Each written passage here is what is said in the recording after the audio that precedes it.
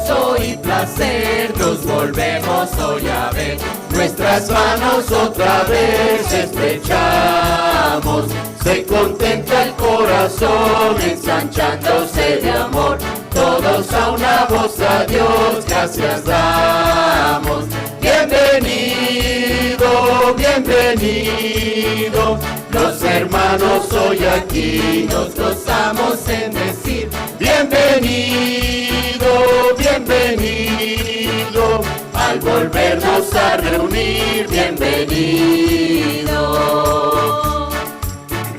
Hasta aquí Dios te ayudó, ni un momento te dejó, y a nosotros te volvió bienvenido.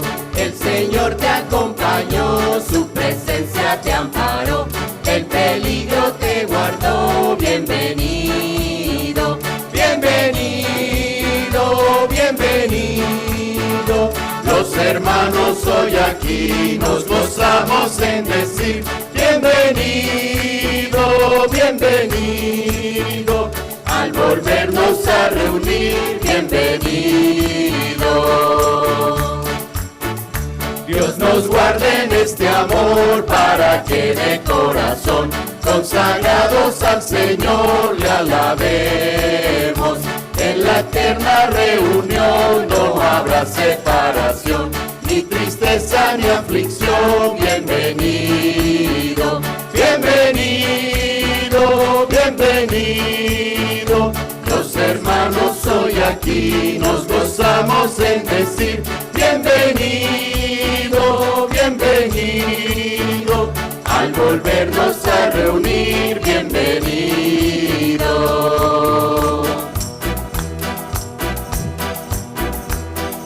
No hay un saludo más lindo que el saludo del cristiano. No hay un saludo más lindo que el saludo del cristiano. Te da la mano y te dice, Dios te bendiga, mi hermano. Te da la mano y te dice, Dios te bendiga, mi hermano. Dios te bendiga, Dios te bendiga, Dios te bendiga, mi hermano. Dios te bendiga, Dios te bendiga, Dios te bendiga,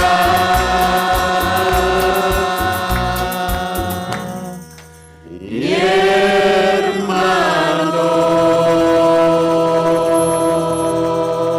hermano.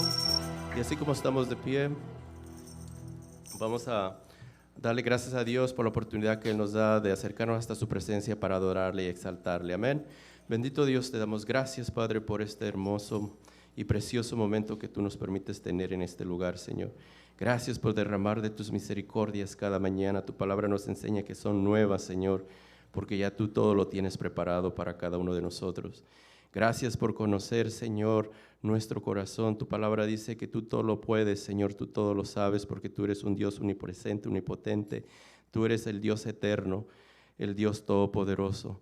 Gracias por darnos vida, Señor, por darnos, Señor, Padre glorioso, esta libertad que es en Cristo Jesús, Señor nuestro. Pedimos y rogamos que seas tú tomando el control de todo lo que tú, oh Dios, nos permitas escuchar y ver y hablar en este lugar. Que seas tú usando como instrumento en tus manos preciosas a tu siervo Gustavo, y que todo sea, Señor, para edificación de toda tu iglesia. Te damos gracias en el único vivo y verdadero Dios, que es tu Hijo amado Jesucristo. Y la iglesia dice, amén.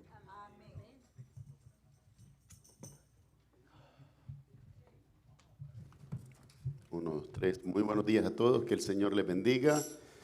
Le damos gracias a Dios por todas sus misericordias, por sus bondades en este día. Le damos la bienvenida a todos y cada uno, recordando lo que nos dice la Escritura, ¿verdad? En Romanos 15:7, de la manera que en Cristo Jesús hemos sido recibidos en el reino de la gloria, así también debemos de recibirnos todos nosotros. La palabra de Dios también nos recuerda Efesios capítulo 1, versículo 3.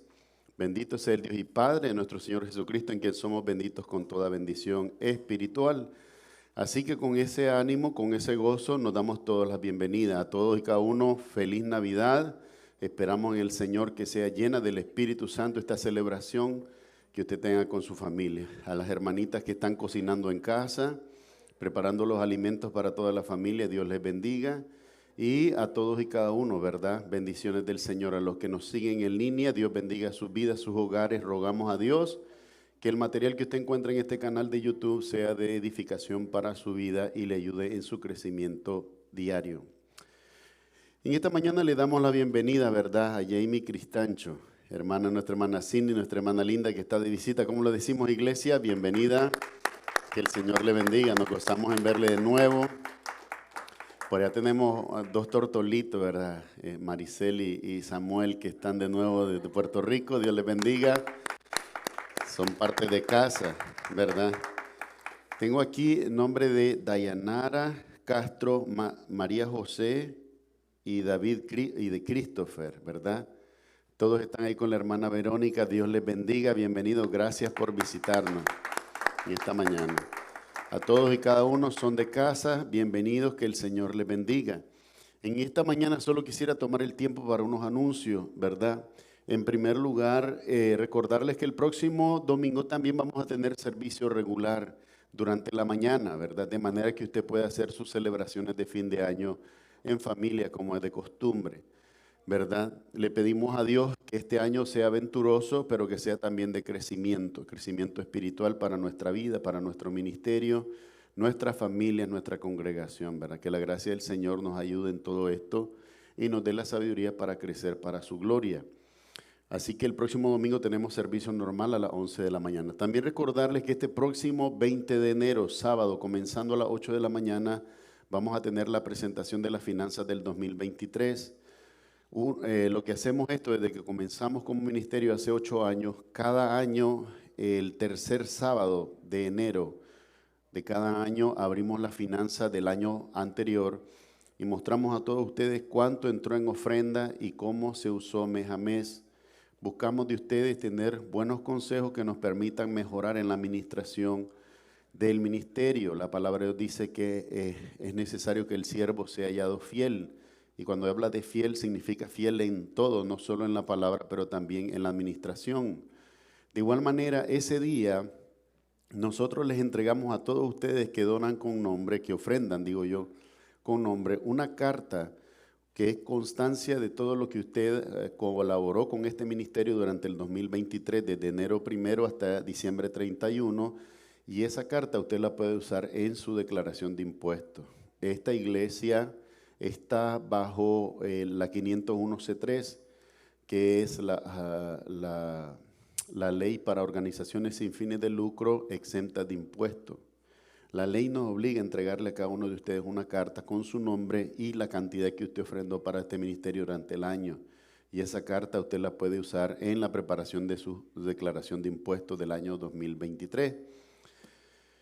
Si usted es miembro, tiene que estar aquí. Si usted no es miembro, pero ofrenda con nombre, tiene que estar aquí porque le tenemos que entregar esa carta. Y si usted no ofrenda con nombre y no es miembro, pero tiene curiosidad, bienvenido, puede venir y ver cómo manejamos esto. Las finanzas están abiertas, ¿verdad? No tenemos nada que ocultar a nadie. Queremos que todo sea para edificación y para crecimiento. De igual manera, después de la presentación, a veces, y este año va a ser así, vamos a tener también la discusión de ciertos proyectos que quisiera con la ayuda del Señor poder llevar adelante este año, ¿verdad? Pero en primer lugar contamos con el Señor y después contamos con todos ustedes para poder llevar adelante estas obras. Así que si está, y espero que lo está interesado, por favor asista sábado 20 de enero comenzando a las 8 de la mañana, ¿verdad? Por favor, tenemos esa cita, no se olvide. A continuación, le voy a dar el tiempo a mi hermano Esterwin Cruz Marte, que nos trae la lectura bíblica de hoy y se encuentra en el Salmo 107, los versículos 1 hasta el versículo 9. Salmos 107, versículo 1 hasta el versículo 9. Hermano, el tiempo es suyo. Dios le bendiga. Amén. Buenos días, hermanos. Como dijo el pastor, vamos a hacer brevemente la lectura del día de hoy está en Salmos 107. Les voy a permitir unos segundos para que la localicen. Leemos la palabra de Dios en el nombre del Padre, del Hijo y del Espíritu Santo. Amén. Alabad a Jehová, porque Él es bueno, porque para siempre es su misericordia. Díganos los redimidos de Jehová, los que ha redimido del poder del enemigo. Y los ha congregado de las tierras del oriente y del occidente, del norte y del sur. Anduvieron perdidos por el desierto, por la soledad, sin camino, sin hallar ciudad donde vivir. Hambrientos y sedientos, su alma desfallecía en ellos. Entonces clamaron a Jehová en su angustia y los libró de sus aflicciones. Los dirigió por camino derecho, para que viniesen a ciudad habitable. Alaben la misericordia de Jehová y sus maravillas para con los hijos de los hombres. Todos juntos, porque sacia al alma menesterosa y llena de bien al alma hambrienta. Amén. Señor, te agradecemos porque podemos estar aquí juntos como congregación un día más y te pedimos que tú dirijas a tu siervo y pastor nuestro Gustavo para que seas tú hablando a través de él a nuestros corazones en el día de hoy. En el nombre de tu Hijo Jesús te lo pedimos. Amén. Amén. Gracias, hermano. Dios le bendiga. Amén. Bueno, podemos sentarnos, ¿verdad?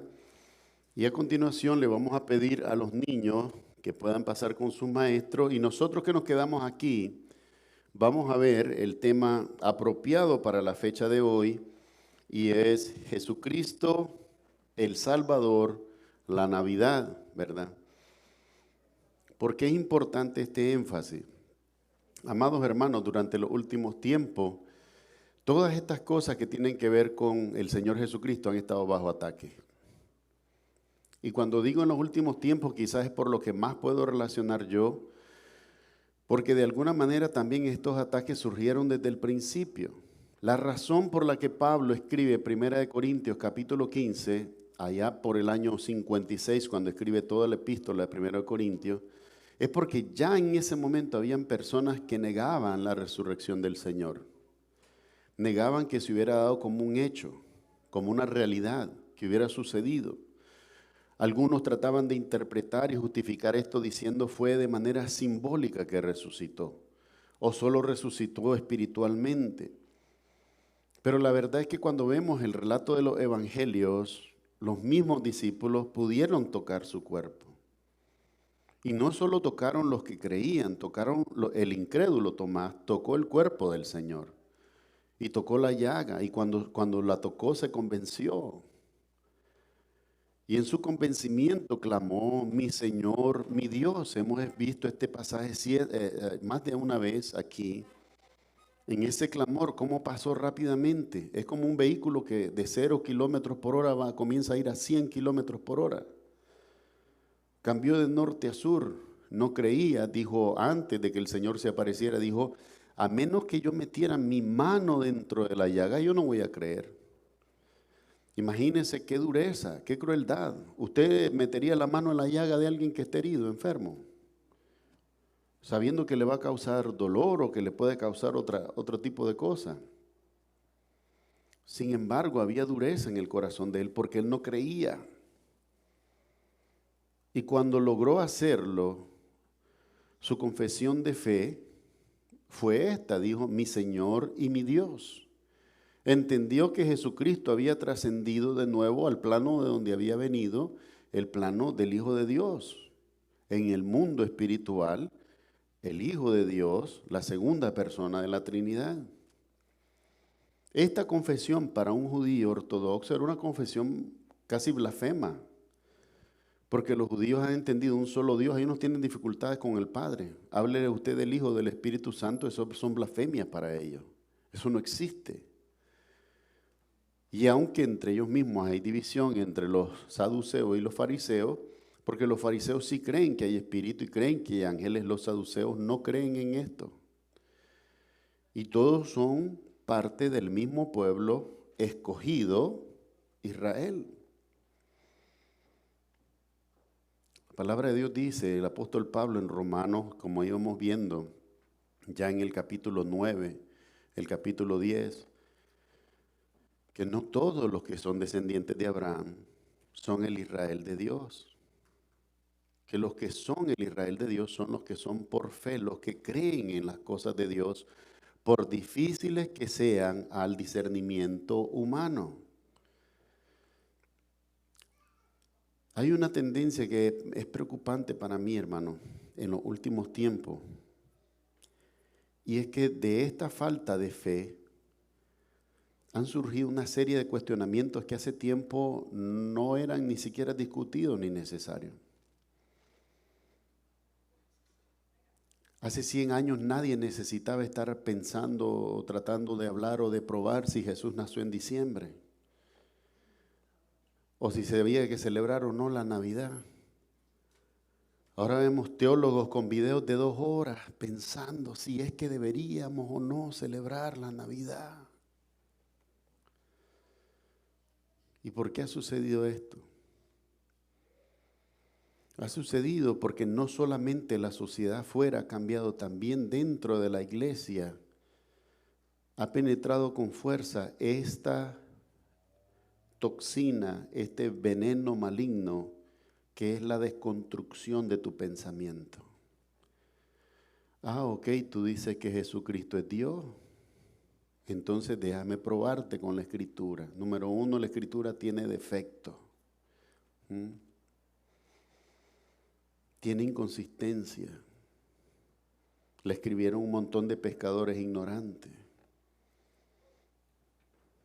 Esto es lo que el mundo dice. Y hay gente dentro de la iglesia que lo repite. Ahora resulta que Jesús no nació en el año 0, sino que nació probablemente en el año 4. Jesús nació en el año 4 antes de Cristo, porque se calcula que para ese tiempo fue que murió Herodes. El problema es que cuando Jesucristo vuelve de Egipto, ¿cuántos años tiene ya él? 11. Y el anuncio del ángel fue claro, regresa porque ya han muerto los que buscaban la vida del niño. Hay tantos detalles que no podemos ver desconectados, que tenemos que conectar. Y hay algo en ustedes y en mí que debe ser esa lucha constante de no permitir que sea deconstruido el pensamiento por el cual la palabra de Dios fue revelada en nosotros. Ya te lo dije, Satanás no está interesado en probar la verdad porque no es de la verdad. Pero a Satanás lo único que le interesa es que tú dudes. Porque si tú dudas, eres como el que no cree. Y el que no cree, no llega. Allá por el año de 1915, alguien haciendo hiking en Mount Washington desapareció a la hora de una nevada. 3 días después, cuando la nieve comenzó a derretirse, encontraron el cuerpo, hermano, a 120 pies de un cabin, una cabina donde podía haber entrado y protegerse del frío y haber sobrevivido. El enemigo sabe que lo único que tiene que hacer es confundirte, porque si te confunde, tú no llegas a la verdad y él tiene éxito. El éxito es arrastrarte a ti con él. Hay tantas cosas que la iglesia ha abrazado y hoy quisiera tomar el tiempo para analizar en el pasaje de la anunciación del ángel a María y a Elizabeth si realmente podríamos deducir la fecha del nacimiento de Jesús o aproximarnos a un punto razonable en el que pudiéramos decir sí, pudo haber sido en diciembre. Que veamos si tienen validez los argumentos en contra de la celebración de Jesucristo en Navidad y entender si realmente tiene sentido o propósito o no el celebrar la Navidad en este tiempo. Vamos a ver entonces, en primer lugar, el pasaje que está en Lucas, capítulo 1, los versículos 26 al 38. Lucas 1, 26 al 38. La palabra de Dios está bendita y santificada por Él y dice de la siguiente manera: anuncio del nacimiento de Jesús. Al sexto mes, el ángel Gabriel fue enviado por Dios a una ciudad de Galilea llamada Nazaret, a una virgen desposada con un varón que se llamaba José, de la casa de David, y el nombre de la virgen era María. Y entrando el ángel en donde ella estaba, dijo: salve muy favorecida, el Señor es contigo, bendita tú entre las mujeres. Mas ella, cuando le vio, se turbó por sus palabras y pensaba: ¿qué salutación sería esta? Entonces el ángel le dijo: María, no temas, porque has hallado gracia delante de Dios. Y ahora concebirás en tu vientre y darás a luz un hijo y llamarás su nombre Jesús. Este será grande y será llamado Hijo del Altísimo. Y el Señor Dios le dará el trono de David su padre, y reinará sobre la casa de Jacob para siempre, y su reino no tendrá fin. Entonces María dijo al ángel: ¿cómo será esto? Pues no conozco varón. Respondiendo el ángel le dijo: el Espíritu Santo vendrá sobre ti y el poder del Altísimo te cubrirá con su sombra, por lo cual también el santo ser que nacerá será llamado Hijo de Dios. Y he aquí tu parienta Elizabeth, ella también ha concebido hijo en su vejez, y este es el sexto mes para ella, la que llamaban estéril, porque nada hay imposible para Dios. Entonces María dijo: he aquí la sierva del Señor, hágase conmigo conforme a tu palabra. Y el ángel se fue de su presencia. Vamos a orar. Amado Padre Celestial, en el nombre de Jesús te damos gracias, Señor, en esta mañana por tu palabra santa y bendita, por este tiempo y este espacio que tú has provisto para nosotros, para ser edificados en él. Rogamos ahora de tu Espíritu Santo, Señor, para que nos guíe a toda verdad, para que nos enseñe, para que haga viva tu palabra en nosotros. Señor, queremos conocer la verdad, porque sin la verdad nadie puede glorificar tu nombre. Ayúdanos, Señor. Honramos al Padre, al Hijo y al Espíritu Santo, pidiéndolo todo en el nombre de Jesús. Amén y amén.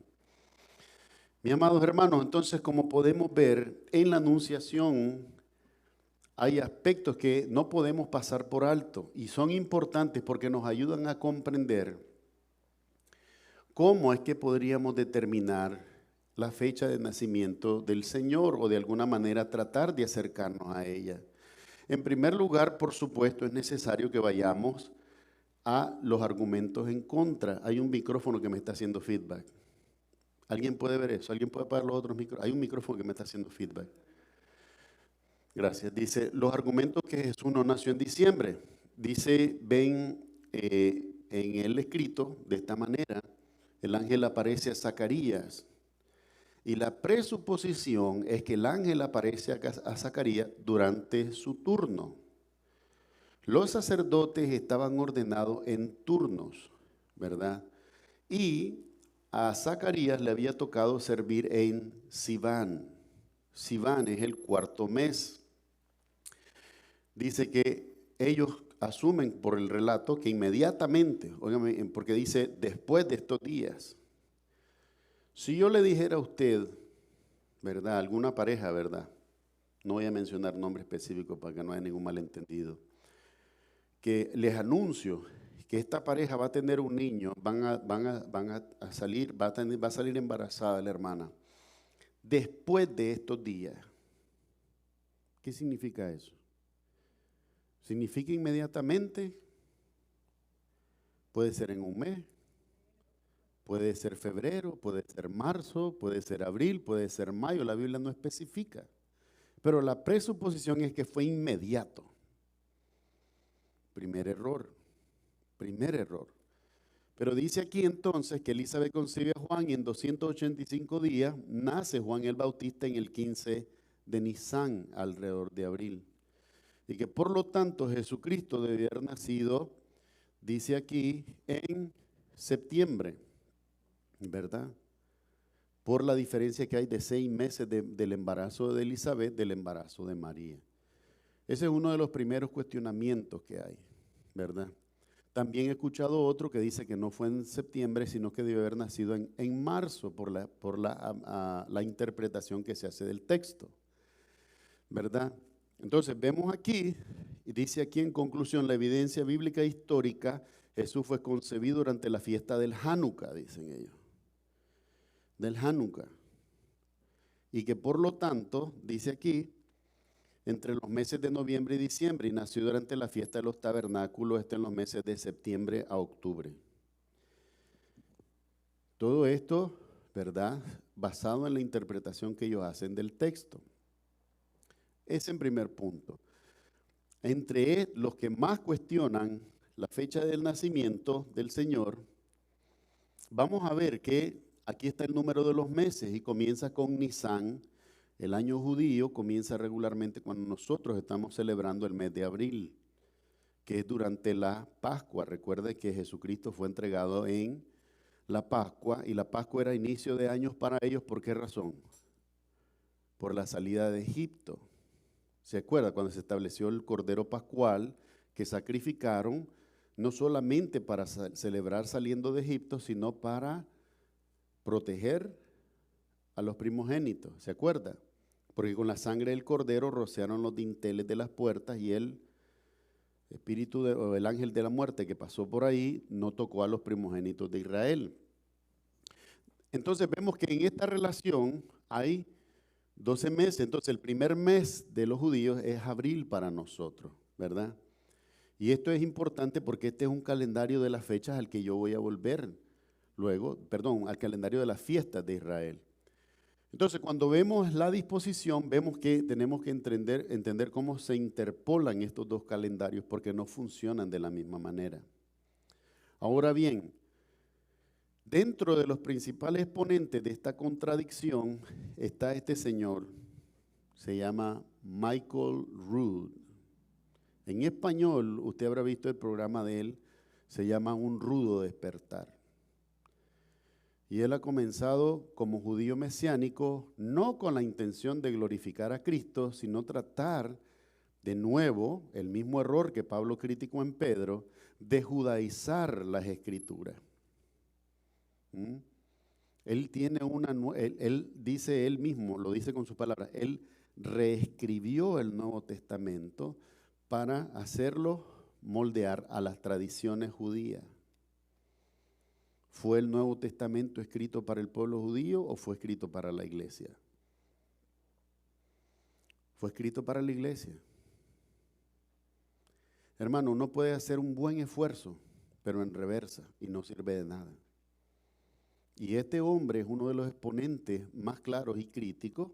Él en su propio cálculo dice que Jesús debió haber nacido en el 15, oiga bien la fecha, el 15 de Tishri, que es en el septiembre 26, dice, del año 3.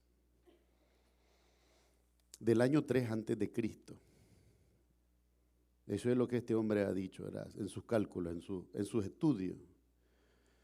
Ahora bien, los 4 argumentos principales que contienen esta contradicción de que si Jesucristo nació o no en diciembre es este. En primer lugar, basado en el relato de Zacarías y el nacimiento de Juan el Bautista.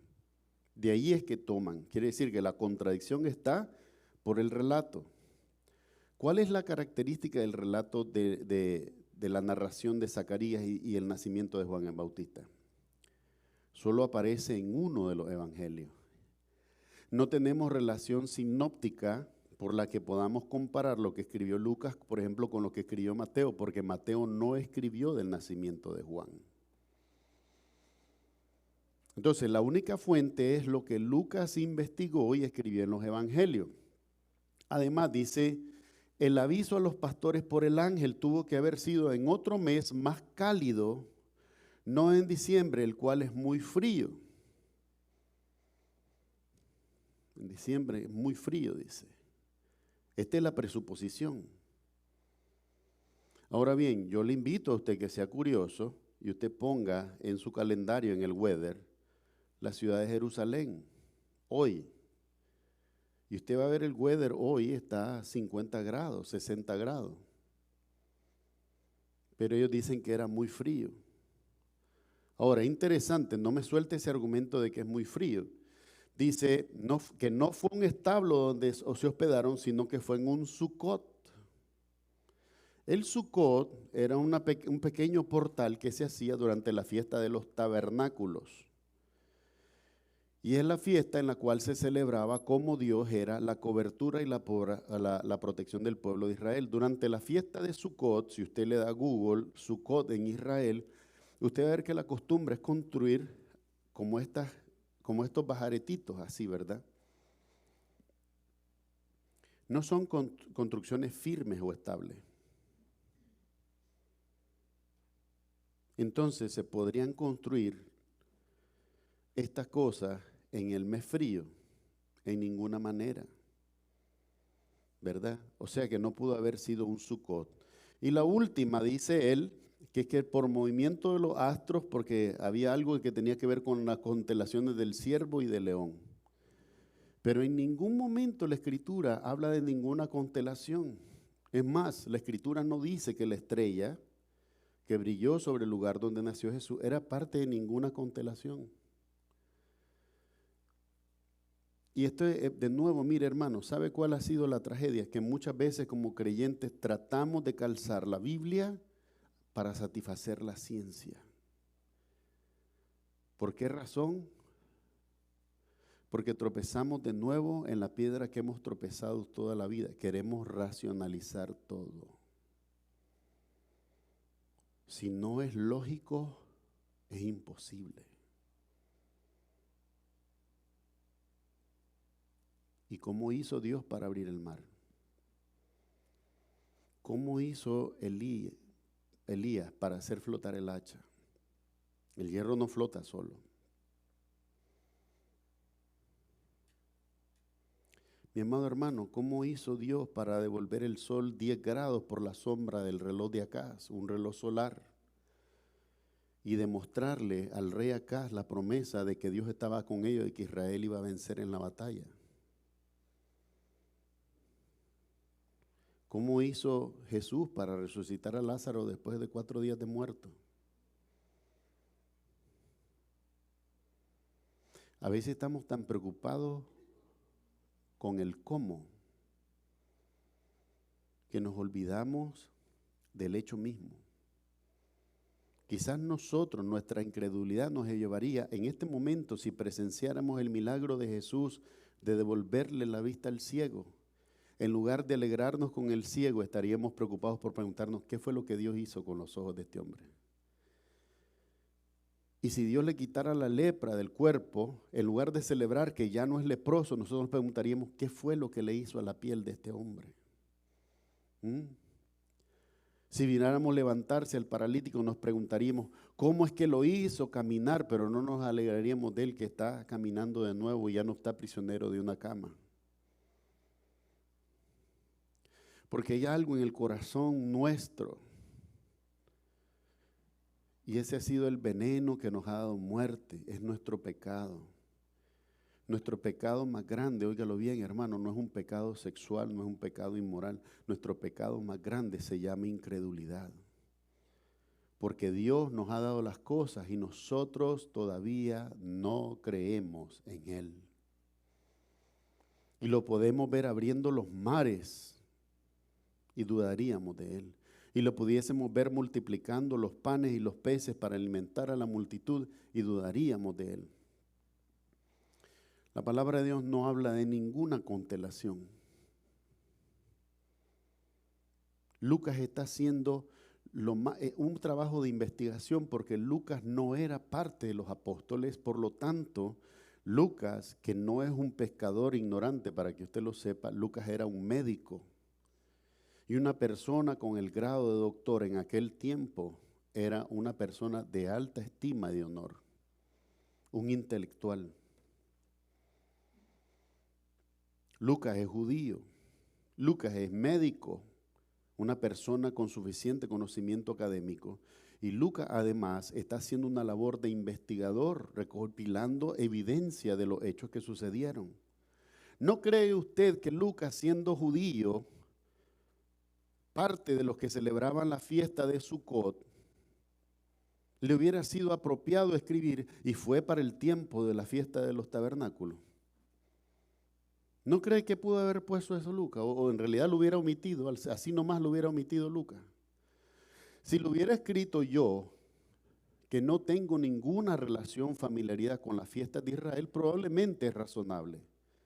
Pero para un judío practicante de esa fe, aun habiendo venido al conocimiento salvador en Cristo Jesús, el detalle de que los hechos pasaron durante la fiesta de Sucot no era algo para pasar por alto. Lucas hubiera escrito de ello, pero no lo hizo, porque no fue en Sucot, no fue en la fiesta de los tabernáculos. Pero estos 4 argumentos en sí mismos se podrían desarmar, pero no quiero ir por la lógica, ¿me cree usted? Quiero ir por la Escritura. Quiero ir por la Escritura y con la ayuda de Dios ir con ustedes y analizar lo que eso nos está diciendo para ver si es cierto. En primer lugar, ¿cómo deducir la fecha del nacimiento de Jesucristo? Este es el gran dilema. ¿Cómo deducir, cómo acercarnos, aproximarnos a esa fecha basados en la evidencia de lo que la Escritura nos dice? Dice aquí en primer lugar que hay una revelación a Zacarías. Esto es el capítulo 1, pero es en el versículo, ¿cuánto? El versículo 5, ¿verdad? Dice, hubo en los días de Herodes, rey de Judea, un sacerdote llamado Zacarías, dice, de la clase de Abías. Cuando se te dice el sacerdote y se te dice la clase, si tú vas para atrás al libro de Levíticos, tú entiendes el tiempo en que le tocaba ministrar. Dice aquí, su mujer era de las hijas de Aarón y se llamaba Elizabeth. Ambos eran justos delante de Dios y andaban irreprensibles en todos los mandamientos y ordenanzas del Señor, pero no tenían hijo porque Elizabeth era estéril y ambos eran ya de edad avanzada. O sea que también el nacimiento de Juan, que es el Elías esperado, el que va delante del Señor, abriendo el camino del Señor, también tiene un nacimiento que es sobrenatural. ¿Por qué razón? Porque sus padres ya han pasado de la edad reproductiva, ya están mayores, ¿verdad? Pero no pierda cuidado del detalle, no pierde el detalle que dice que el sacerdote Zacarías servía en la clase de Abías, ¿verdad? Vamos a ver en Primera de Crónicas 24, del 6 al 19, dice así, y el escriba Semanía, hijo de Natanael de los levitas, escribió sus nombres en presencia del rey y de los príncipes delante de Sadoc, el sacerdote, de Abimelech, hijo de Abiatar, y de los jefes de las casas paternas de los sacerdotes y levitas, designando por suerte una casa paterna para Eleazar y otra para Itamar. La primera suerte tocó a Joiarib, la segunda a Jedaías, la tercera a Harim, la cuarta a Seorim, la quinta a Malaquías, la sexta a Mijamir, la séptima a Cos y la octava a Abías. Este es el orden en el cual ministraba Zacarías, padre de Juan el Bautista. Cuando dice aquí, la primera suerte significa que ellos iban a ministrar ¿cuándo? Los primeros 15 días del primer mes, en abril. Por lo tanto, la primera y la segunda es en abril, la tercera y la cuarta es en mayo, la quinta y la sexta es en junio, y la séptima y la octava sería la segunda quincena de julio. La segunda quincena de julio. Si asumimos que el anuncio del ángel es durante su turno regular, quiere decir que no puede ser Juan el Bautista concebido en julio porque Zacarías está sirviendo su turno. De nuevo volvemos al detalle que no podemos dejar pasar. Dice, después de estos días. Pudo haber sido un mes, pudo haber sido 15 días, pudo haber sido una semana, pudo haber sido 6 meses después, no lo sabemos. Pero la presunción es asumir que inmediatamente después, aunque la Biblia no dice inmediatamente después, dice después de estos días, abriendo la discusión a que pudo haber sido también tiempo después. Entonces, si asumimos esto, que es el error de la interpretación que vimos anteriormente, ¿verdad? Se asume que, se asume que Zacarías sirve su turno en julio y luego después de esto queda embarazada Elizabeth. Entonces dice aquí, agosto, septiembre, octubre, noviembre, diciembre. En enero sería el anuncio que se le da a Elizabeth, ¿verdad? De acuerdo a ese orden, ¿sí o no? De acuerdo a ese orden, sería en enero. Pero mire, en el detalle que dice aquí, dice el versículo 26, al sexto mes el ángel Gabriel fue enviado por Dios a una ciudad de Galilea llamada Nazaret. Dice que fue al sexto mes. Entonces, entre el sexto mes, que es septiembre, y enero, si yo asumo el orden, ¿qué pasa? Hay una disparidad de ¿cuántos meses? 5 meses, hay una disparidad. Entonces, parece que no es adecuado, y esta es mi sugerencia para los que andan repitiendo esto, no es adecuado asumir que fue durante su turno. ¿A qué se refiere, pastor? Déjenme explicarle a continuación. Si no fue en su turno, tenemos que ver las características de lo que pasó ese día, ¿verdad? Dice, aconteció que ejerciendo Zacarías el sacerdocio delante de Dios según el orden de su clase, conforme a la costumbre del sacerdocio, le tocó en suerte ofrecer el incienso entrando en el santuario del Señor. Cuando dice entrando en el santuario del Señor, ¿dónde es? ¿El lugar santo o es el lugar santísimo? El lugar santísimo. Ahí hay un detalle que no puedo perder de vista.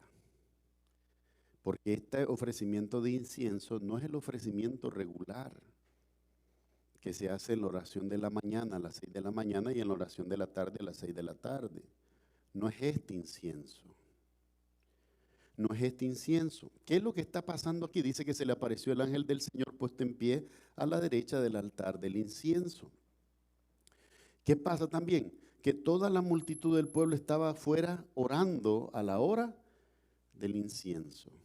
Entonces, miremos a continuación todo lo que nos dice aquí. Dice, en primer lugar, dice, conforme a la costumbre del sacerdocio, le tocó en suerte, dice, lagano, echar suerte o hacer sorteo. Para los que conocen cómo funciona el ministerio aquí y tiene curiosidad, aquí hay un calendario ya del 2024. Y en el 2024 dice cada domingo a quién le toca la lectura bíblica y el primer domingo del mes a quién le toca presidir la cena del Señor y a quién le toca el pan y a quién le toca el vino. Si ya está establecido eso, ¿usted cree que usted va a ver a Steven y a Froilán? A ver, Caro Sola, el que caiga cara sirve y el que no sirve. ¿Para qué iban a echar suerte ellos si ya está determinado su orden? ¿Para qué iban a echar suerte? No es necesario porque era su turno. Quiere decir que este hecho sucedió en otra fecha muy particular, no en su turno. Porque si hubiera sido en su turno, no necesitaba echar suerte. Entonces vamos a ver a continuación qué es lo que está sucediendo en este pasaje. En primer lugar, vamos a ver la descripción, reparto de las responsabilidades del sacerdote y levitas al montar y desmontar el tabernáculo. Los sacerdotes, de acuerdo al número 4, del 4 al 15, tenían cuidado del arca, de la mesa de los panes, del candelero, del altar del incienso y del altar del bronce. El sumo sacerdote se encargaba del aceite del alumbrado, el aceite de la unción, el incienso. ¿Quién se encargaba del incienso? El sumo sacerdote. Y de la oblación continua, Números 4:16. El coat, que era la cobertura, en ese tiempo, acuérdense que no era un templo estable, sino que era una cobertura de pieles, se encargaban en Números 4, del 18 al 20, ¿verdad? Los levitas de Coat, los de Gersón se encargaban de las cortinas, cubiertas y cuerdas, y los de Merari se encargaban de las tablas, las barras, las columnas y las basas. Si recordamos la disposición, tenemos los querubines, el arca, el velo, el altar del incienso, los panes de la proposición, el candelero, el incensario. Esto es el lugar santo. El altar del incienso está en el lugar santo, pero en el lugar santísimo solamente está el arca del pacto donde descansan los querubines en la cubierta. No pierda de vista estos detalles porque es importante comprender el orden que tienen para una correcta interpretación. Dice aquí también, ¿verdad?, que el incienso era una sustancia que se quema y el humo que produce el incienso está hecho de olíbano dice, y bálsamo, que una vez pulverizados suelen mezclarse con especias. La razón por la que se usaba incienso en el tabernáculo, ¿cuál cree usted que era? Para mantenerlo aromatizado. Mi amado hermano, en el altar se ofrecía ¿qué cosa? Sangre de animales. ¿Y esa sangre qué pasa con el tiempo con esa sangre? Huele feo. Entonces, ¿qué necesitaban hacer? Necesitaban poner incienso constantemente para que la casa se llenara de un olor agradable y no desagradable. Para que el olor en el tabernáculo recordara vida y no muerte. Todos estos detalles usted los tiene que relacionar. ¿Por qué razón? Porque son los que nos permiten una correcta interpretación del texto. Ahora bien, dice los componentes del incienso, dice cómo es que se hacía, cómo se elaboraba, los lugares donde se ofrecía. La gente por costumbre los ofrecía en las sinagogas, ¿verdad? Pero en el altar de oración y se ofrecían directamente en el tabernáculo. Dice el procedimiento del sumo sacerdote. El procedimiento por el cual el sumo sacerdote ofrecía el incienso. ¿Qué hacía? Ponía el incienso en una cuchara y sobre ese incienso ponía brasas calientes. Y las brasas, cuando quemaban ese incienso, ¿qué hacía? Salía el humo y tenía que mecer el incensario alrededor para que toda la casa se llenara la casa de Dios se llenara del aroma del incienso. En el sentido ceremonial, significaba purificar, traer delante de Dios un olor grato. Pero por la relación de que se asumía o se hacía por orden de Dios a la hora de la oración, es asociada hasta este libro de Apocalipsis con las oraciones de los santos que son para intercesión.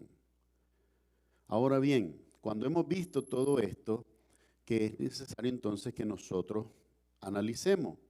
Número 1, dice aquí que en el templo, ¿verdad? El sumo sacerdote, dice, hacía esto con gran solemnidad y entraba al lugar santísimo una vez al año,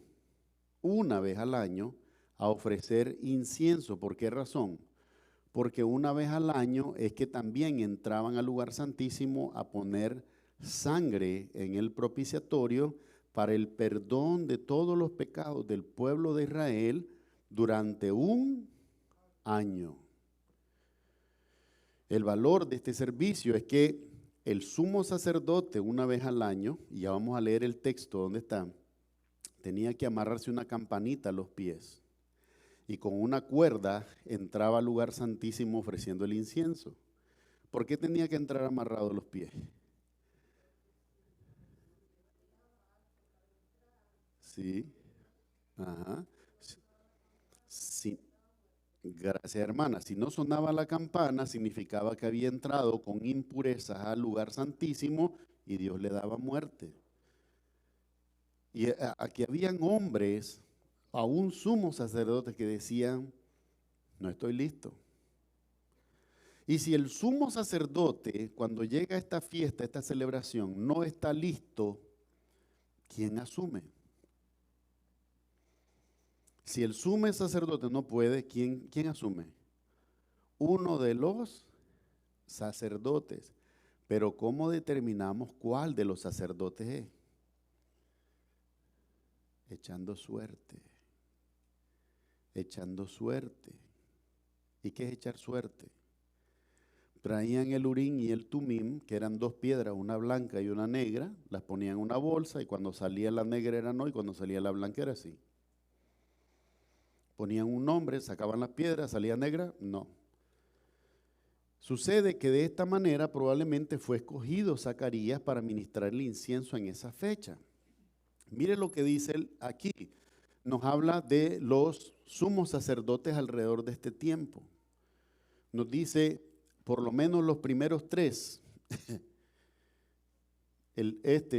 Joazar ben Boetus era suegro de Herodes y había sido puesto por él como sumo sacerdote. ¿Quién ponía los sumos sacerdotes en el templo? ¿O quién debía ponerlo? Dios. Pero dice que estos hombres fueron puestos ¿por quién? Por Herodes. ¿Era Herodes sacerdote? No. ¿Era Herodes del linaje sacerdotal? No. Todos estos hombres, hermanos, no eran aprobados por Dios. No lo eran. Estuvieron al frente de revueltas contra Roma.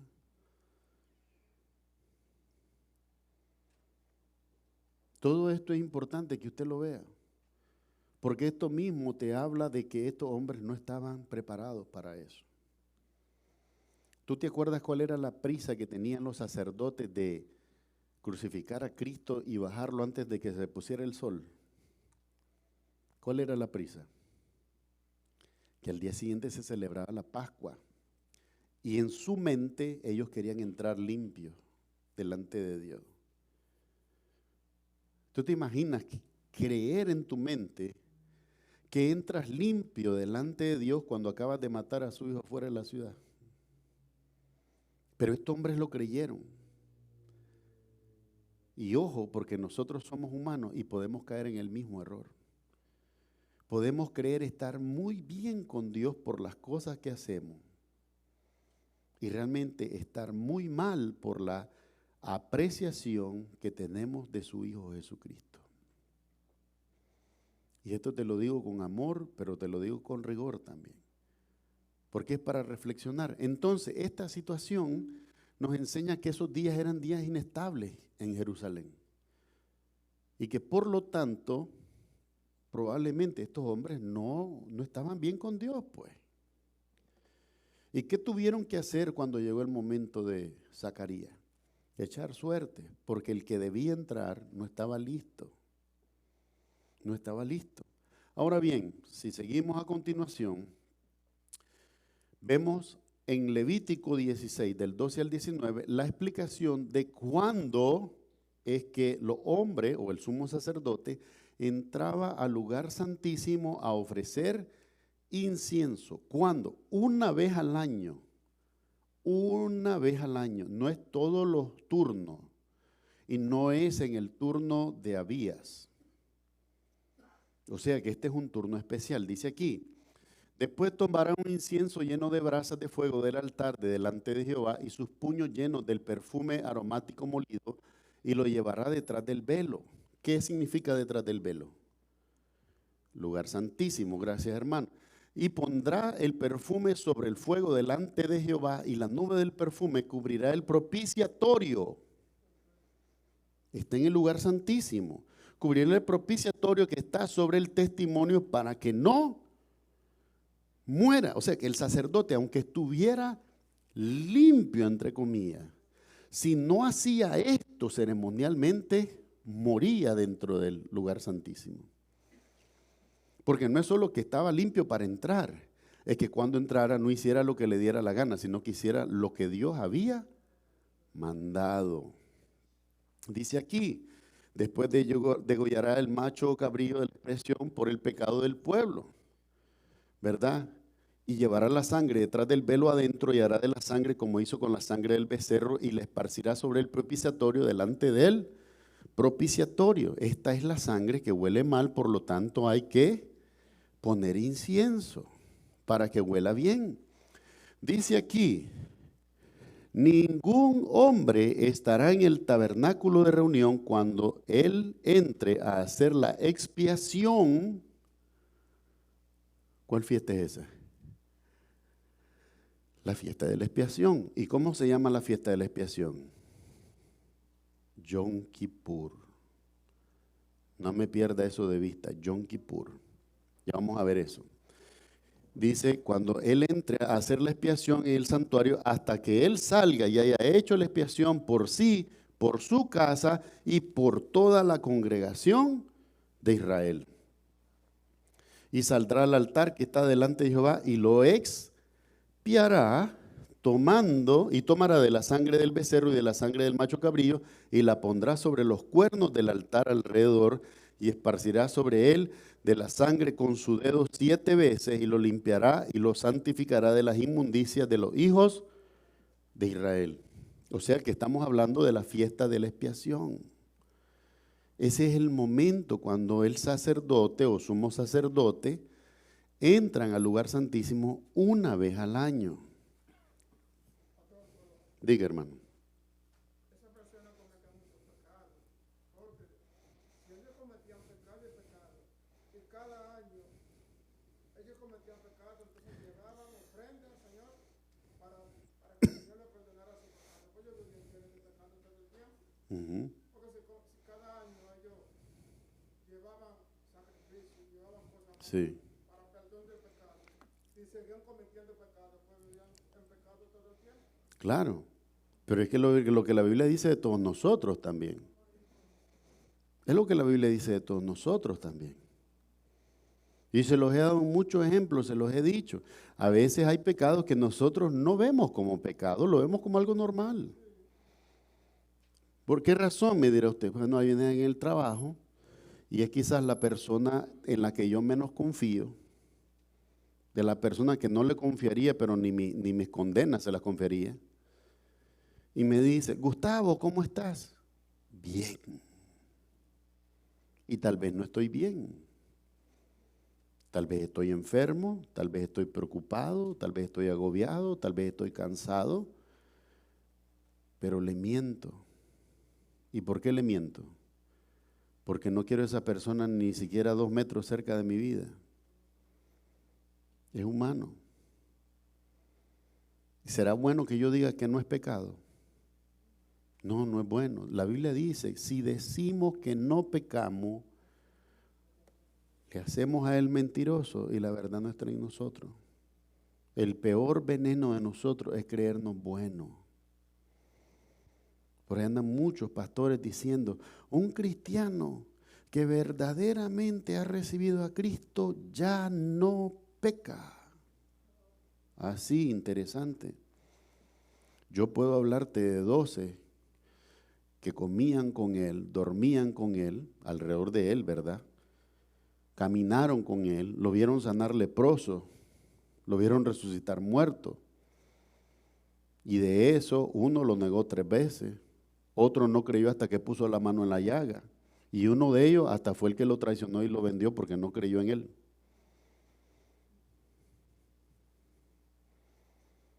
No nos engañemos, hermano. Este año yo le ruego al Señor, todavía queda algo de religiosidad en nosotros que la hagamos morir. Porque la religión es muerte.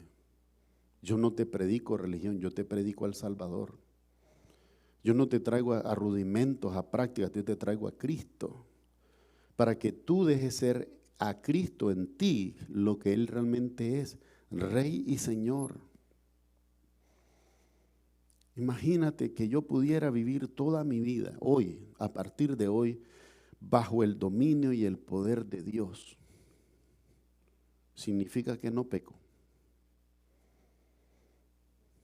Dios no me deja pecar, pero mis pensamientos van hacia el mal. No lo hice, pero tuve la mala intención. ¿Mm? Mi amado hermano, ¿a quién queremos engañar?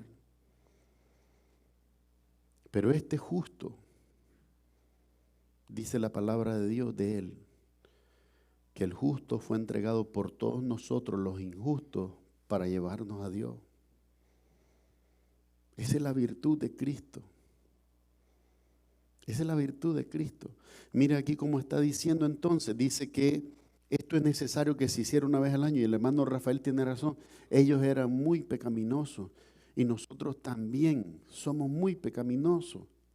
Pero hoy tenemos a uno que intercede por nosotros todo el tiempo. Y tenemos a uno que es nuestra justificación y es nuestra santificación. De él te hablo yo. Porque lo que yo conozco, lo conozco de mis limitaciones. Lo que él conoce, lo conoce de su omnisciencia. Lo que yo puedo hacer es limitado porque soy un hombre con limitaciones. Lo que él puede hacer es infinito porque nada es imposible para Dios y porque él es omnipotente. Él es bueno. Él es bueno, siempre bueno. Mi amado hermano, nosotros podemos ver en el pueblo de Israel y entender que el pueblo hacía las cosas más abominables. Y ahí estaba Dios esperando por ellos a que se volvieran a Él. Y de la misma manera también nosotros en otro tiempo fuimos por otro camino y no queríamos saber de Dios. Pero allí estaba Dios esperando por nosotros también, esperando que nos volviéramos a Él. Y hoy está el mismo Señor Jesús diciéndole a la iglesia: iglesia, vuélvete a mí. No te vuelvas a la idolatría, no te vuelvas a los ídolos. No idolatre hombres. Búscame a mí, que soy tu Salvador, que soy tu Redentor. Eso es lo que Cristo le dice hoy a la iglesia. Dice aquí entonces que esto fue una vez al año. Y entonces, como no estaba listo el sumo sacerdote, ¿qué hacían? Echaban suerte. Oh, entonces ahora comienza a ver. ¿Qué necesitamos ver entonces? ¿Verdad? De nuevo, el sumo sacerdote pasaba al lugar santísimo una vez al año en el día de la expiación. Levítico 16 y Levítico 23, todos los capítulos 16 y 23 de Levítico hablan de esta fiesta de la expiación, ¿verdad? Entonces vemos que aquí están los principales componentes: la mesa del pan de la proposición, pan sin levadura; la Hanukkah o el candelabro de 7 brazos que representaba al Espíritu Santo y tenía que estar ardiendo las 24 horas. Que esta es la otra cosa de la que te quiero hablar. No es que estaba el sacerdote, ¿verdad? Entonces hacía la ceremonia y ya se iba. No, esta ceremonia era continua. Estos panes sin levadura tenían que cambiarse cada 12 horas.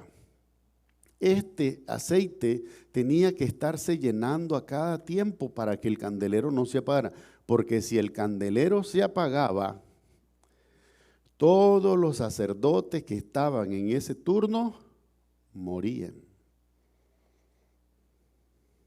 No, esto no es el pastor que vino a predicar aquí el domingo y de todos nos fuimos a la casa y lo volvemos a ver en una semana. No, estos hombres tenían que estar lunes, martes, miércoles, jueves, pendientes del pan, pendientes del aceite, pendientes del incienso, limpiando alrededor, arreglando la casa, porque era para Dios. A esto es lo que se le llama el sacrificio continuo. ¿Cuándo dejó de ser el sacrificio continuo? ¿Cuándo se acabó? En el año 70, cuando Roma entra a Jerusalén y la desbarata y no deja piedra sobre piedra, como Jesús se lo había dicho en los evangelios. Vespasiano entró con todo el ejército y lo destruyó todo en Jerusalén. Entonces, vemos aquí esta explicación, no me la pierda de vista. Entonces, el incienso que se va a ofrecer no es en el altar del incienso, sino en el lugar santísimo. ¿Ok? Ahora bien, veamos de nuevo. ¿Qué vemos aquí? Si hubiera sido en su turno, ¿verdad? Hubiera sido en julio. Pero cuando buscamos la fiesta de Yom Kippur, ¿cuánto es? Tisri en septiembre.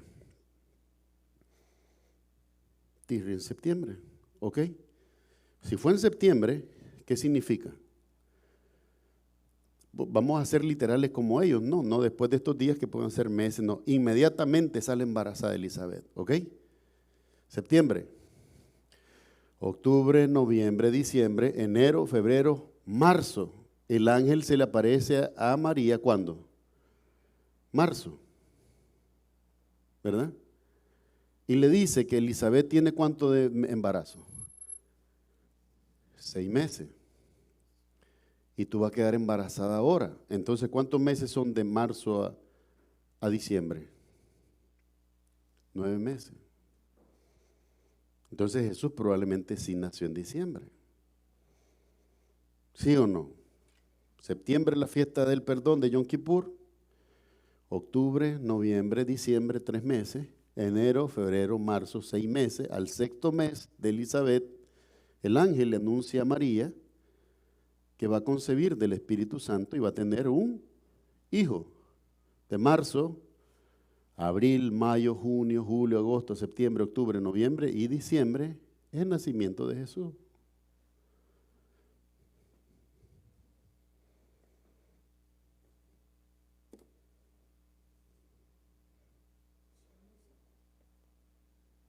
¿Y entonces en qué quedamos? Porque los que dicen que es en marzo, no lo celebran en marzo. Y estos hombres abominables que dicen que es en septiembre, tampoco lo celebran en septiembre. Pero ellos quieren enseñarte a ti y a mí que no fue en diciembre para que no lo celebremos. Mira, amado hermano, hay maldad del hombre. Hay maldad del hombre. Que hasta en esa religiosidad se trata de disfrazar de bien, pero sigue siendo mal. Porque si la motivación detrás de esto es que no se celebre, es que la gente se olvide de él, yo creo que hay algo más perverso detrás de eso, algo satánico. Y estos hombres, hermanos, tienen ministerios que reciben millones de dólares al año en donación, porque la gente anda como los griegos, hay algo nuevo, un rudo despertar. ¿Y la palabra de Dios? ¿Cuándo? ¿Y la verdad del Evangelio? ¿Cuándo? ¿Y la verdad de Jesucristo? ¿Cuándo? La verdad del Hijo de Dios. Si ese hecho es como yo te lo digo, durante la fiesta de Yom Kippur, quiere decir que esta concepción tuvo que haber pasado de septiembre, a finales de septiembre. Por lo tanto, tienes octubre, noviembre, diciembre, 3 meses, enero, febrero, marzo, 6 meses. Al 6º mes el ángel le avisa a María que va a nacer Jesús. ¿Y cuántos meses son de marzo a diciembre? 9. O sea que Jesús sí pudo haber nacido en diciembre. Cuando alguien te dice a ti, Jesús no nació en el año 0, Jesús nació en el año 4 antes de Cristo o 3 antes de Cristo, ¿qué te está queriendo decir? Que Jesús no es el antes y el después. Tengan mucho cuidado con lo que ustedes repiten. Se los digo en amor como pastor, como su hermano en la fe y como miembro también de la iglesia yo. Hermanos, no repitamos, no abracemos todo lo que nos dicen. No nos traemos como píldora lo que nos dicen, especialmente en estos tiempos de tanta maldad, en la que los hombres corrompen la verdad y se alejan de Dios. Pensémoslo bien. Ellos decían haber probado que fue en abril o que fue en septiembre. Yo te acabo de enseñar a ti por la escritura de que pudo haber sido diciembre. Pudo haber sido diciembre. Pero el punto no es si es diciembre o es septiembre o es marzo. El punto es, ¿lo celebras o no? Porque si no lo celebras, hay algo que me dice a mí que en tu corazón no está bien con Dios. Porque solamente alguien que aborrece el anunciamiento de Cristo como el Salvador del mundo, que es la base del Evangelio, aborrece la Navidad y aborrece todo lo demás. Aborrece. El mundo hoy, tú lo has visto, dice Xmas. ¿Por qué? ¿Qué es lo que estaba donde está la X? Christ. Entonces, ¿qué quieres? En lugar de Cristo, una X.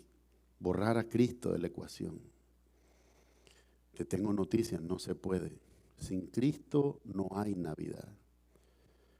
Porque Cristo vino no solamente como el mayor o el mejor regalo que podíamos haber recibido, sino como el único regalo que necesitábamos para ser libres del pecado. Mi amado hermano, vamos a ver entonces a continuación, como te lo mostré, que no fue en su turno, porque si hubiera sido en su turno, no necesitan echar suerte. ¿Ah? Tú te imaginas que vienes el domingo tú y me ves a mí como pastor con Steven o con Froilán, a ver, echando una monedita, a ver quién va a predicar hoy. No, ya se sabe quién va a predicar el domingo. Ya se sabe. No es cosa de echar turno. Ya está determinado. O sea que esa suerte debe haber sido echada en una ocasión especial. Pero vamos a seguir viendo el texto porque es la base de lo que queremos celebrar. Todas las evidencias que acabamos de ver, como te las pude mostrar, indican que Jesucristo sí nació en diciembre y no en otras fechas como muchos tratan de afirmar. Esa es la conclusión que tengo que darte para hoy. Ahora, si alguien no lo quiere celebrar porque cree todavía más en lo que otros le han dicho, bien puede, hermano. Solo asegúrate que lo que crees en Jesucristo es basado en su palabra y es para gloria de Él. Esa es mi sugerencia. Y aquí vamos a ver entonces, a continuación en el texto dice, entonces en el versículo 30, que es la parte que sí nos íbamos a concentrar hoy, entonces el ángel le dijo a María, no temas porque has hallado, ¿qué cosa? Gracia delante de Dios, y ahora concebirás en tu vientre y darás a luz un hijo, y llamarás su nombre Jesús, y este será grande, y será llamado, ¿qué cosa? Hijo del Altísimo, y el Señor Dios le dará el trono de David, su padre. ¿Qué contiene toda esta anunciación? Número 1, cuando dijo que va a ser concebido en el vientre de María un ser por el Espíritu Santo, ¿qué significa? Será llamado Hijo del Altísimo y le dará al Señor Dios, ¿qué cosa? El trono de David, su padre. Entonces, al venir por el linaje de David, ¿qué pasa? Cumple el requisito del Mesías. Todo Israel lo sabe que el Mesías tiene que venir por el linaje de David, no puede venir por otro linaje, de acuerdo a lo que Dios anunció en su palabra. Todo Israel lo sabe y la iglesia también lo sabe.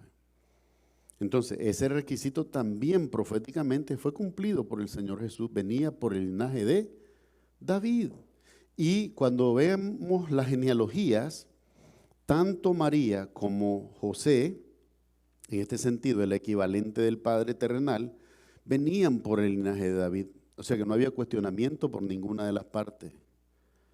Jesucristo iba a ser manifestado en la carne dentro del linaje de David. De los 12 linajes de Israel, iba a ser manifestado por el linaje de la tribu de Judá. ¿Ok? Entonces, además dice aquí, concebirás del Espíritu Santo. Entonces María dijo al ángel, ¿cómo será esto? Pues no conozco varón. María le dice al ángel, yo nunca he estado con un varón. ¿Cómo es que voy a concebir? El ángel le respondió de esta manera, el Espíritu Santo vendrá sobre ti y el poder del Altísimo te cubrirá con su sombra, por lo cual también el santo ser, ¿cómo es llamado Cristo desde su nacimiento? Santo ser que nacerá, será llamado Hijo de Dios. Aquí brevemente quisiera tocar algo con los católicos, hermanos católicos, ¿verdad? Espero en Dios que sus vidas realmente se rindan a Cristo de una vez. Pero una de las cosas que han abrazado es acerca de María permanentemente como virgen. La Biblia no dice eso. La Biblia dice que ella concebirá del Espíritu Santo, quiere decir que no intervendrá varón humano, pero que el niño, ¿qué va a hacer? Va a nacer. Y si el niño nace, ¿qué pasa con la virginidad de la mujer? Deja de ser. deja de ser una señorita para convertirse en una mujer de Dios.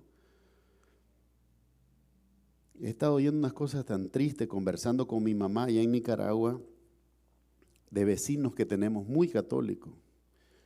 Y todos estos afirman que después, que Jesús sí nació, pero que después, porque esto les enseña a los sacerdotes, que después que Jesús nació, Dios volvió a restaurar todo en María para que volviera a ser virgen.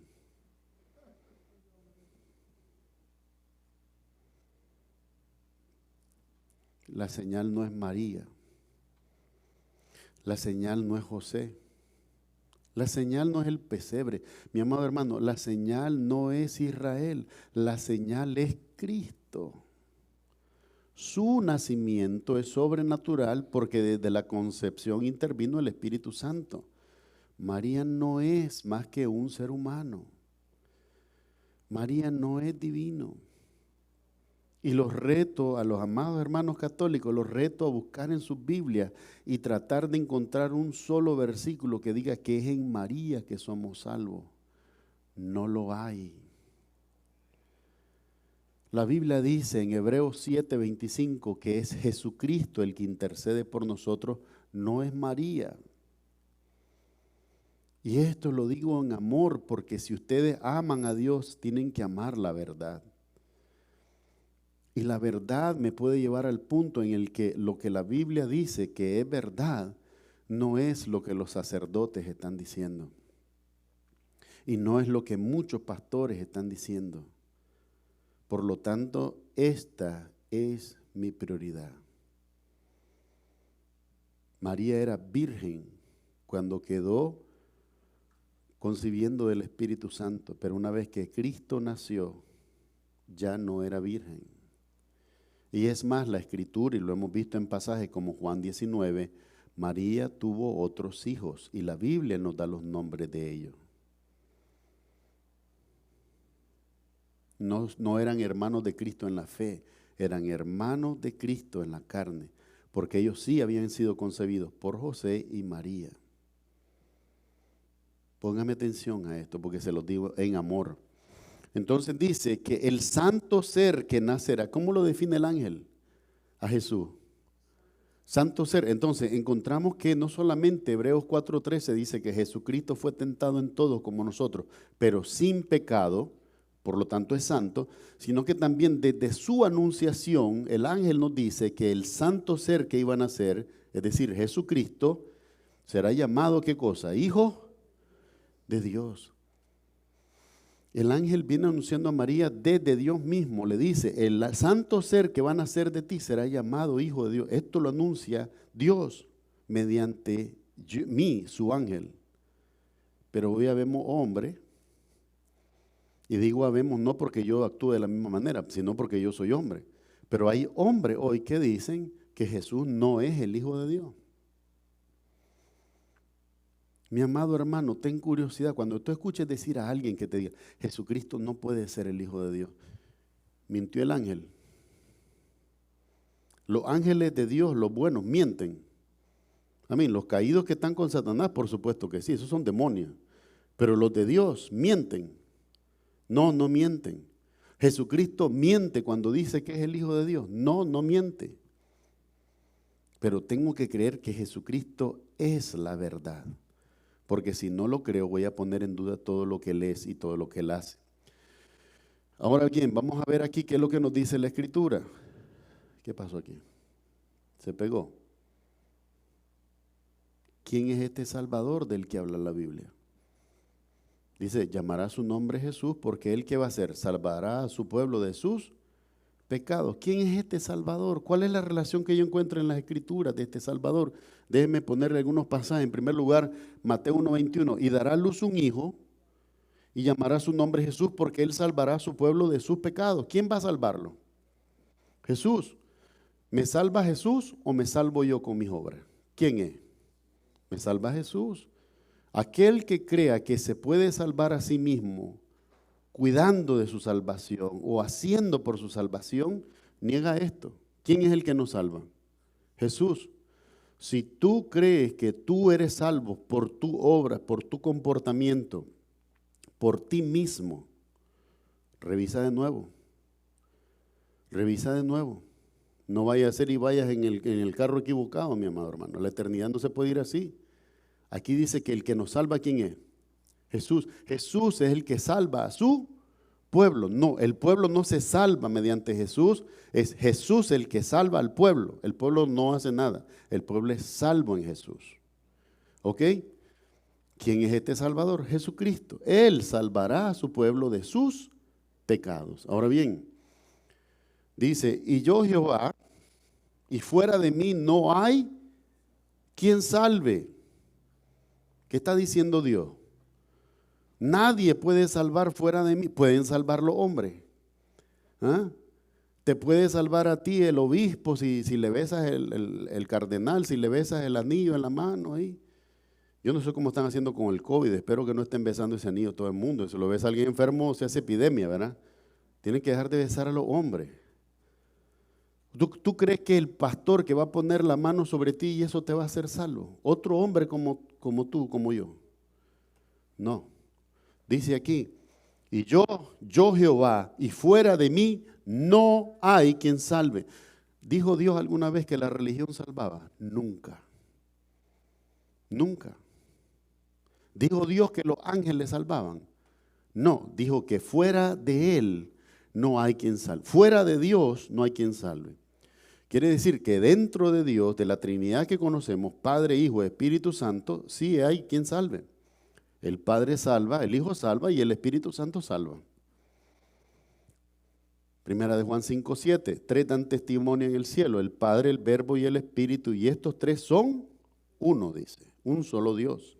Ahora bien, yo Jehová, y fuera de mí no hay quien salve. Yo anuncié, ¿cómo anunció Dios? Con el Evangelio. Y salvé, ¿cómo? Con el Evangelio. E hice oír, y no hubo entre vosotros Dios ajenos. Vosotros pues sois mis testigos, dice Jehová, que yo soy Dios. Isaías 43, del 11 al 12. Ese es este Dios. ¿Qué más podemos decir de este Dios? Dice, ¿quién es este Salvador? Había pastores en la misma región que velaban y guardaban las vigilias de la noche sobre su rebaño. Y aquí se les presentó un ángel del Señor y la gloria del Señor los rodeó de resplandor y tuvieron gran temor. Pero el ángel les dijo, no temáis, porque aquí os doy nuevas de gran gozo que será para todo el pueblo, que os ha nacido hoy en la ciudad de David un Salvador que es Cristo el Señor. ¿Qué podemos deducir de ese pasaje que está en Lucas 2, 8 al 11? Cuando dice el ángel que ha nacido hoy, ¿cuándo nació? Hace 2000 años. No nació en 1975. No nació en 1926. No nació en ninguno de estos años. Nació hace 2000 años. Eso nos indica un lugar determinado en el tiempo. Nació hace 2000 años, pero además dice un lugar en la ciudad de David. ¿Dónde es la ciudad de David? ¿Es Nicaragua? No. ¿Es Estados Unidos? No. ¿Es cualquier país de Latinoamérica? No. ¿Dónde es la ciudad de David? Jerusalén. En las afueras de Jerusalén, donde está el monte Sión. Esa es la ciudad de David. Un Salvador que es ¿quién? El Cristo, el Señor. Mire, hoy, no me crea a mí, ponga en YouTube cuántos Cristos hay en la actualidad y le van a salir como 5. Uno en las Filipinas, otro no sé dónde en Eslovenia. Dicen que son el Cristo encarnado en la tierra. Cristo no iba a nacer hoy o hace 40 años. Cristo nació hace 2000 años manifestado en la carne, pero ya existía antes. Y no iba a aparecer en Filipinas, ni en Nicaragua, ni en Estados Unidos. Iba a aparecer ¿dónde? En Jerusalén. Mi amado hermano, si amamos la profecía, no hay razón para que nos confundamos. El Salvador de nuestra vida nació en Jerusalén, descendencia del linaje de Judá. Ahora bien, Lucas 2:8. Y ahora bien dice aquí, Tito 2:13, Pablo escribe a Tito, uno de los 2 discípulos que él preparó para que fueran pastores de iglesia. Dice Tito 2:13, aguardando la esperanza y bienaventurada, aguardando la esperanza bienaventurada y la manifestación gloriosa de nuestro gran Dios y Salvador Jesucristo. ¿Quién dice que es Jesucristo, Pablo? Dice que es Dios, en mayúscula. Mi amado hermano, ahí no hay coma. Es una sola idea. Pablo no está diciendo Dios y Jesucristo para hacer feliz a un montón de gente ahí. No, dice la manifestación gloriosa de nuestro gran Dios y Salvador Jesucristo. Es el mismo. Es Dios y es Salvador Jesucristo. Pero los hombres hoy lo negamos. Los hombres negamos a Cristo hoy y decimos que no es el Salvador, que no es el Dios. Decimos que su palabra no es verdad, decimos que Él no es Dios, decimos que Él nos salva, decimos que no hay resurrección.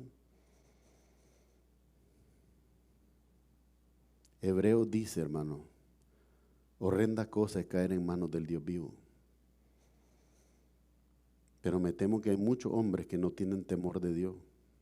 Se les ha olvidado que un día todos nosotros y todos los hombres que respiran caminando por esta tierra tendremos que presentarnos delante del Dios vivo y dar cuentas por nuestra vida delante de Él. ¿Y cuál es mi esperanza?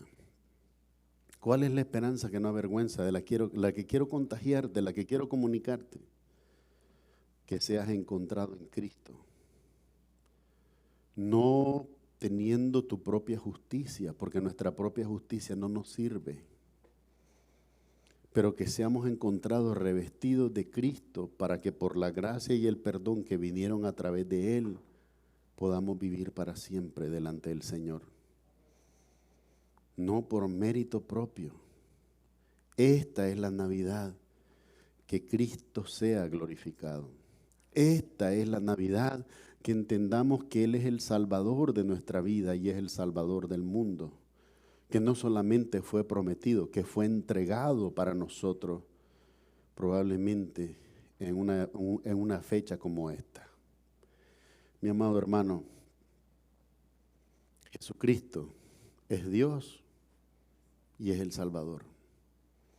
Fuera de Él no hay quien salve. El domingo pasado un joven que nos visitó me hizo una pregunta y me dijo, y la quisiera contestar hoy, espero que el joven vea estos videos, me hizo esta pregunta, dice, yo vengo de 2 religiones y en todas ellas me han enseñado otra cosa, pero yo vengo aquí y lo oigo predicar a usted y usted hace demasiado énfasis en Jesucristo y no en el Padre y en el Espíritu. Y le dije, porque solamente Cristo fue a la cruz por nosotros. El Padre no fue a la cruz, ni el Espíritu tampoco. Pero Cristo, que tomó forma de hombre, pagó el precio en la cruz por nuestra redención. El Evangelio es anunciar a Cristo muerto, sepultado, pero resucitado con poder al tercer día. Ahora, eso no significa que no glorifico al Padre. Por supuesto que glorifico al Padre porque fue el que nos dio al Hijo. Y por supuesto que glorifico al Espíritu Santo porque sin el Espíritu Santo yo no podría conocer de Jesús. Si el Espíritu Santo no me ayuda, yo sería el más inútil de los siervos. El más inútil. Pero porque Él me ayuda, porque Él me da la ciencia, el entendimiento y el discernimiento para ver a Cristo y glorificarlo. Por esto todavía mi voz tú la puedes oír predicando de Él. Porque sin su ayuda yo no podría. No estoy quitando gloria del Padre, ni estoy quitando gloria del Hijo, del Espíritu. Pero estoy dando la gloria del Hijo porque es el Hijo al que el mundo ha rechazado. Amado hermano, sin Cristo la Navidad no es nada. Sin Cristo la Navidad no es nada, pero por Cristo la Navidad, la natividad, el advenimiento de nuestro Salvador lo es todo para nosotros. Y realmente todo el año debería ser para nosotros recordatorio de ese advenimiento, porque sabes una cosa, así como vino hace 2000 años, también vuelve por su iglesia muy pronto. Y en esa esperanza es que te digo, a ti y a todo el que me escuche, glorifiquemos juntos a Dios. Si tienes regalos, bien, y si no tienes regalos, también. Porque la Navidad no es regalo, la Navidad es el regalo que es Cristo para nosotros. Amados hermanos, que este sea un tiempo para compartir, y lo más importante que hay que compartir es el anuncio de Cristo, nuestro Salvador. Él es el Dios y Él es el Salvador. A Él pertenecen la gloria, la honra y el poder por todos los siglos. Amén. Vamos a orar. Amado Padre Celestial, en el nombre de Jesús te damos gracias por este tiempo, Señor, que traemos a la memoria tu gracia, tu misericordia que fue manifestada por tu Hijo Jesucristo, Señor. Pedimos, Señor, que esta Navidad, Señor, resplandezca la luz de Jesús en todos los corazones, en los corazones de mi hermano y de sus familiares, en sus hogares, Señor. Tu bendición esté sobre ellos, sobre sus hijos y los hijos de sus hijos. Señor, que el mensaje que acabamos de escuchar, tú lo grabes en nuestro corazón y nos ayudes siempre con la verdad a glorificar tu nombre. Honramos al Padre, al Hijo y al Espíritu Santo, pidiéndolo todo en el nombre de Jesús. Amén y amén. Amados hermanos, que el Señor les bendiga y les guarde. Donde quiera que les lleve, también les traiga con bien. El Señor te bendiga a ti, a tus hijos y a los hijos de tus hijos, y sobre ti derrame abundante paz y abundante bendición. En el nombre de Jesús así lo haga. Amén y amén. Amados hermanos, Dios les bendiga. Feliz Navidad para todos. En el nombre de Jesús.